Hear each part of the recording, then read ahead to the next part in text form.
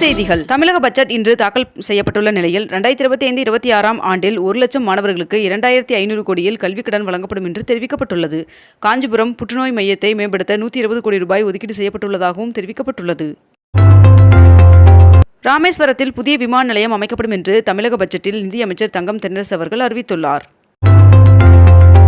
மகளிர் உரிமைத் தொகை 1000 ரூபாய் பெறுவதற்கு புதியதாக விண்ணப்பிக்கலாம் என்று பட்ஜெட்டில் அறிவிக்கப்பட்டுள்ளது. புதிதாக 10,000 சுய உதவிக்குழுக்கள் உருவாக்க 37,000 கோடி ரூபாய் அளவிற்கு வங்கிக் கடன் வழங்க இலக்கு நிர்ணயிக்கப்பட்டுள்ளதாக தெரிவிக்கப்பட்டுள்ளது. மேலும் காஞ்சிபுரம், ஈரோடு, கரூர், ராணிப்பேட்டை உள்ளிட்ட மேலும் 10 இடங்களில் 77 கோடியில் தோழி விடுதிகள் அமைக்கப்படும் என்றும் தெரிவிக்கப்பட்டுள்ளது. 22 கேரட் ஆபண தங்கத்தின் விலை சவரனுக்கு ஒரே நாளில் 880 ரூபாய் அதிகரித்து ஒரு சவரன் 65,840 ரூபாய்க்கு விற்பனையாகிறது.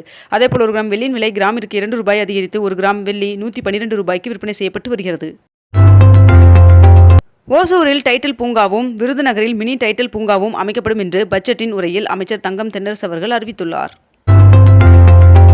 டாஸ்மார்க் முறைகேடு குறித்து முதலமைச்சர் மு க ஸ்டாலின் அவர்கள் விளக்கம் அளிக்க வேண்டும் என்று தமிழ்நாடு பாஜக தலைவர் அண்ணாமலை அவர்கள் தெரிவித்துள்ளார்.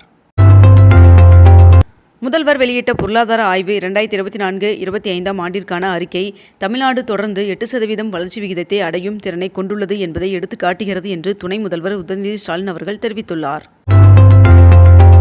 ரூபாய்க்கான அடையாள குறியீட்டிற்கு பதில் தமிழ் எழுத்தான ரூ என்பதை முதன்மைப்படுத்தி பட்ஜெட் இலச்சினை முதலமைச்சர் மு க ஸ்டாலின் அவர்கள் வெளியிட்டுள்ளார். டாஸ்மார்க்கில் 1000 கோடி ரூபாய்க்கு மேல் ஊழல் நடந்திருக்கிறது என்று அமலாக்கத்துறை தெரிவித்துள்ளது.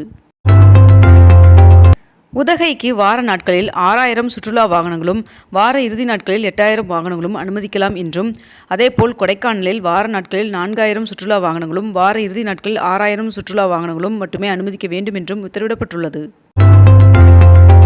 மொரீசியஸ் 2 நாள் பயணத்தை பிரதமர் நரேந்திர மோடி அவர்கள் வெற்றிகரமாக முடித்துக்கொண்டு டெல்லி திரும்பினார். தமிழ்நாடு அரசு சார்பில் இளையராஜா அவர்களுக்கு விழா நடத்தப்படும் என்று முதலமைச்சர் மு க ஸ்டாலின் அவர்கள் தெரிவித்துள்ளார்.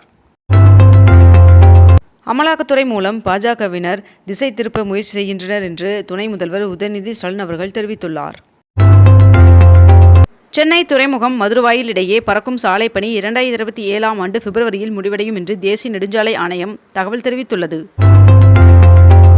சென்னையில் கடைகளில் தமிழ் பெயர் பலகை வைப்பது கட்டாயம் என்று மாநகராட்சி மேயர் பிரியா அவர்கள் தெரிவித்துள்ளார். வேலூர், ராணிப்பேட்டை மாவட்டத்தில் நடந்த கணக்கெடுப்பு பணியில் 80 பறவை இனங்கள் கண்டுபிடிக்கப்பட்டுள்ளதாக வனத்துறை அதிகாரிகள் தெரிவித்துள்ளனர். சென்னையில் மகளிர் சுய உதவி குழு பெண்களுக்கு 50 மின்சார ஆட்டோக்களை துணை முதல்வர் உதயநிதி ஸ்டாலின் அவர்கள் வழங்கினார். கூட்டுறவுத்துறை அமைச்சர் KR பெரியகருப்பன் அவர்களின் தலைமையில் முதல்வர் மருந்தகம் தொடர்பான அனைத்து இணை பதிவாளர்கள் ஆய்வுக் கூட்டம் நடைபெற்றது. திருச்சி சமயபுரம் மாரியம்மன் சுவாமி கோவிலில் உண்டியலில் 1 கோடி ரூபாய் மற்றும் 2 கிலோ தங்கம் காணிக்கையாக கிடைக்கப்பெற்றுள்ளதாக தகவல் தெரிவிக்கப்பட்டுள்ளது. மாநில திட்டக்குழுவின் சார்பில் தயாரிக்கப்பட்ட பொருளாதார ஆய்வறிக்கையை முதலமைச்சர் மு க ஸ்டாலின் அவர்கள் வெளியிட்டார். தமிழ்நாட்டில் வருகின்ற மார்ச் 19ஆம் தேதி வரை மிதமான மழைக்கு வாய்ப்புள்ளதாக வானிலை மையம் தகவல் தெரிவித்துள்ளது. கொடநாடு கொள்ளை வழக்கில் ஓய்வு பெற்ற கூடுதல் DSP பெருமாள்சாமி அவர்கள் CBCID விசாரணைக்கு ஆஜரானார். உலக ஜூனியர் சாம்பியன்ஷிப் போட்டியில் வெற்றி பெற்ற தமிழ்நாடு செஸ் வீரருக்கு 20 லட்சத்திற்கான காசோலையை முதலமைச்சர் மு க ஸ்டாலின் அவர்கள் வழங்கினார். மின் இணைப்புகளில் பொருத்துவதற்காக சுமார் 3 கோடி ஸ்மார்ட் மீட்டர்களை கொள்முதல் செய்வதற்கு தமிழ்நாடு மின்சார வாரியம் டெண்டர் கோரியுள்ளது. சர்வதேச அளவில் சிறந்த கல்வி நிறுவனங்களின் பட்டியலில் வேலூர் VIT பல்கலைக்கழகம் இடம் பிடித்துள்ளது. 22 கேரட் ஆபண தங்கத்தின் விலை சவரனுக்கு 440 ரூபாய் அதிகரித்து ஒரு சவரன் 64,960 ரூபாய்க்கு விற்பனையாகிறது. அதேபோல் 1 கிராம் வெள்ளியின் விலை 110 ரூபாய்க்கு விற்பனை செய்யப்பட்டு வருகிறது. தமிழகத்தில் 4,769 கோடி ரூபாய் மதிப்பீட்டில் சாலை பாலங்களுக்கு ஒப்புதல் வழங்கப்பட்டுள்ளதாக ரயில்வே அமைச்சர் எழுத்துப்பூர்வமாக பதிலளித்துள்ளார். தமிழ்நாட்டில் ரயில்வே திட்டங்களுக்கு தேவையான நிலங்கள் விரைந்து கையகப்படுத்தப்பட்டு வழங்கப்பட்டு வருகிறது என்று தமிழ்நாடு அரசு விளக்கமளித்துள்ளது. குமரி மாவட்டத்தின் சுற்றுலா மேம்பாட்டிற்கு 2000 கோடி ரூபாய் ஒதுக்க வேண்டும் என்று நாடாளுமன்றத்தில் விஜய் வசந்த் MP அவர்கள் கோரிக்கை விடுத்துள்ளார். தமிழக பட்ஜெட் இன்று தாக்கல் செய்யப்பட உள்ள நிலையில் 100 இடங்களில் நேரடி ஒளிபரப்பு செய்ய சென்னை மாநகராட்சி திட்டமிட்டுள்ளது.